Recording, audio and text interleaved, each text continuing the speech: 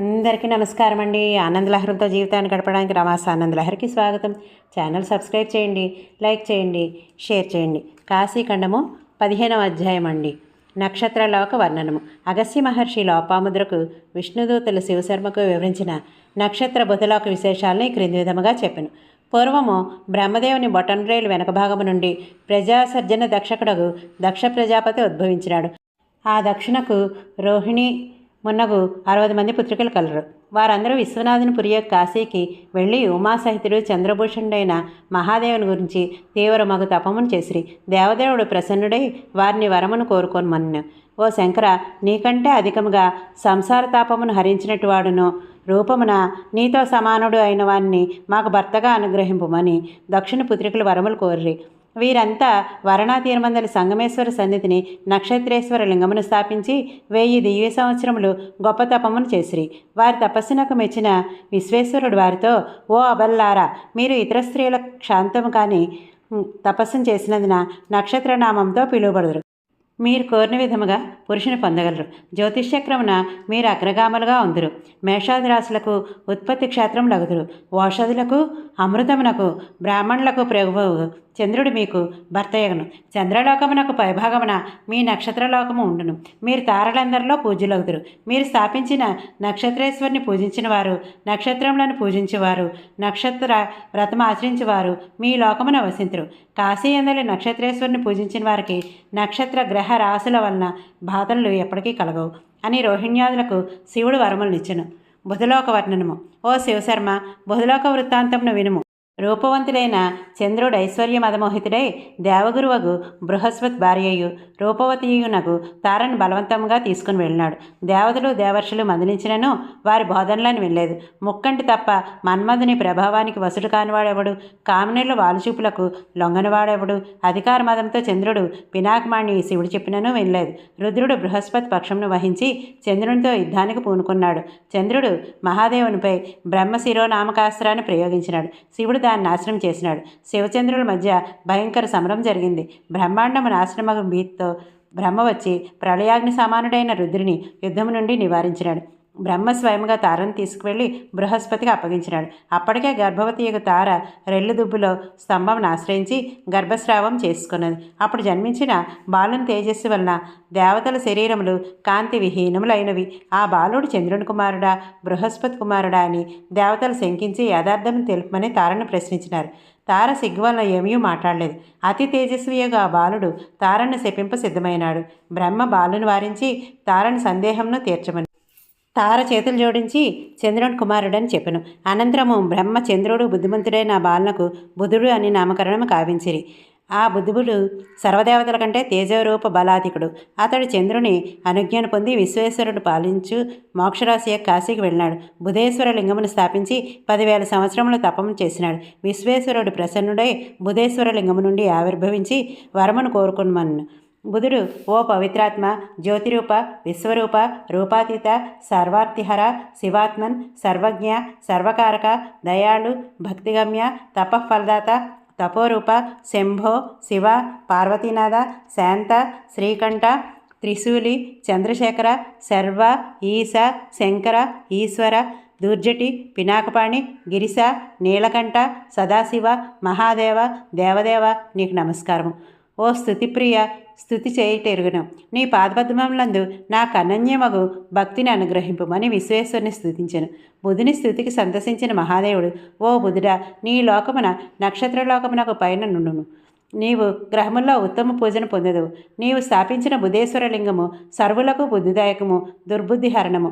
ఈ లింగం అర్చించిన వారు నీ లోకమున ఉందురు అని వరములొసగి అంతర్హితుడయ్యను.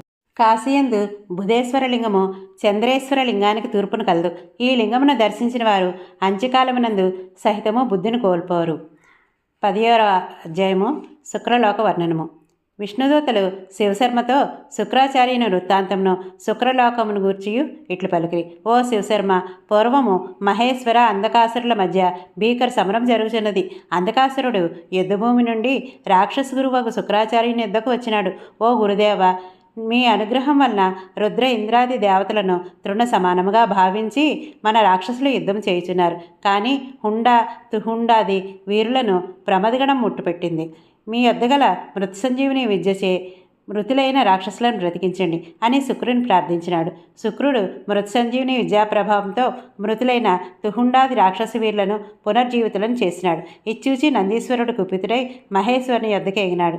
శుక్రుడు ఈ విధముగా మృతులను బ్రతికించుంటే ప్రమదగణానికి విజయం ఎక్కడ, శాంతి ఎక్కడ అని శివునకు వినవించినాడు.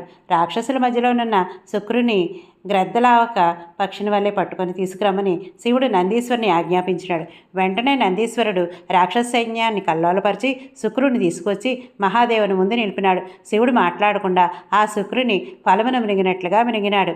దైత్యసేన ఆహాకారాలు చేయుచు జయంపై ఆశను వదులుకొన్నది. అంధకాసురుడు తన సైన్యానికి ధైర్యం చెప్పి నందీశ్వర ఇంద్రాదులను వధించి సర్వసమర్థుడు గురువునగు శుక్రుని విడిపించదు.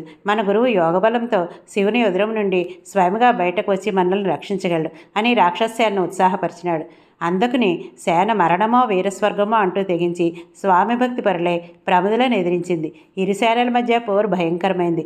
అందకుడు స్వయంగా రణంలో ప్రవేశించి ప్రమద సైన్యాన్ని చీల్చి చెండాడాడు. వినాయకుడు, కుమారస్వామి, నందీశ్వరాదులు అంధకుని చికాకు పరిచినారు. ఆ సమర కోలాహల ధ్వని విని శుక్రుడు శివుని ఉదరం నుండి బయటకు వచ్చుటకు ఉపాయాన్ని ఆలోచింపసాగినాడు. శుక్రుడు శివుని ఉదరంలో సమస్త లోకాలను బ్రహ్మాండాలను దర్శించినాడు. 100 ఏండ్ల పిమ్మట భార్గవుడు శైవయోగ బలం వలన శివుని ఉదరం నుండి శుక్ర రూపంలో బయలుపడి శివునకు ప్రణమిల్లినాడు. శంభుడు వారిని తన పుత్రునిగా భావించి శుక్రుడు అని పేరు పెట్టినాడు. ఆ విధముగా శుక్రుడు మహేశ్వరుని అనుగ్రహం పొంది దైత్యసేన యందు ప్రవేశించినాడు. రాక్షసులు అమితానంద భరితులైనారు. పూర్వము ఈ శుక్రుడు అండజ, స్వేదజ, ఉద్భిజ, జరాయుజ ప్రాణులకు గతియగు వారణాసియందు శివలింగమును ప్రతిష్ఠించి అక్కడే ఒక కోపమును నిర్మించి విశ్వేశ్వరుని ధ్యానించు బహుకాలము తపం చేసెను.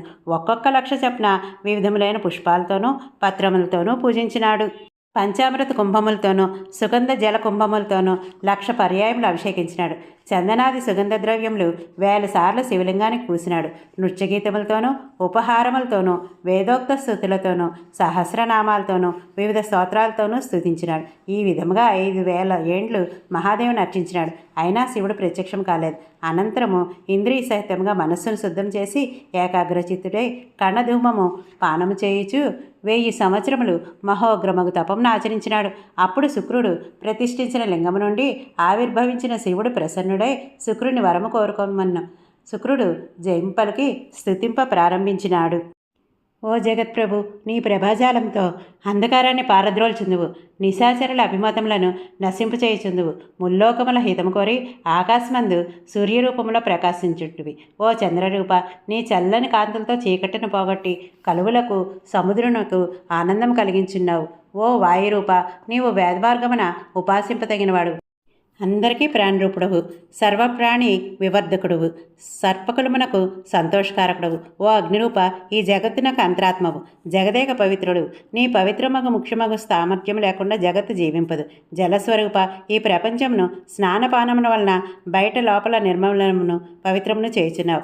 ఆకాశరూప, నీవు బయట లోపల అవకాశమును ఇచ్చున్నావు. ఈ కారణముగా బ్రహ్మాండము ప్రఫుల్లమగుచున్నది. నీ వలన శ్వాస సంకోచములు కలుగుచున్నవి. ఓ పృథ్వీరూప, నీవు విశ్వమును భరించున్నావు, పోషించున్నావు. ఓ యజమాన్ రూప, శాంతి పురుషులకు నీకంటే స్తుతింపదగినవాడు మరొకడు లేడు. నీవు సర్వాంతరాత్మ నిలయుడు.